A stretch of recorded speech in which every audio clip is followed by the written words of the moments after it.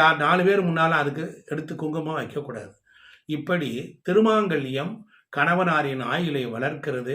திருமாங்கல்யத்தை நீங்கள் அது பார்க்கணும். ரொம்ப மோசமாயிருச்சு, ரொம்ப அசிங்கமாயிருச்சுன்னு உங்களுக்கு ஒரு உணர்வு வந்தால் உடனே ஒரு நிறைஞ்ச பௌர்ணமி, நிறைஞ்ச வெள்ளிக்கிழமை அன்னைக்கு ஒரு கயிறு வச்சு 2 சுமங்கலிகளோட தான் நீங்கள் அந்த தாலி கயிறை மாற்றிக்கொள்ள வேண்டும். இதெல்லாம் அடிப்படை உண்மை.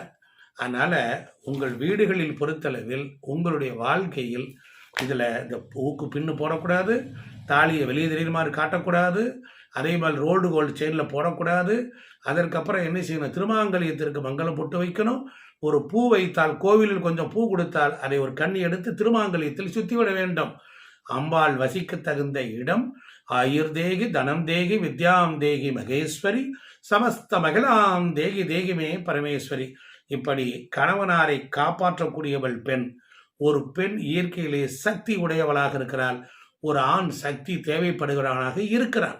அதனால தான் ஆணுக்கு பெண் இணைந்து வாழ்கின்ற பொழுது திருமணத்தில் இந்த திருமாங்கல்யம் நாம் பண்ணும் பொழுது அந்த பஞ்சபூதம் தேங்காயில வச்சு அந்த திருமாங்கல்யத்தை சுற்றி அதற்கு பூஜை செய்துதான் நாம் கட்டிக்கொள்கிறோம்.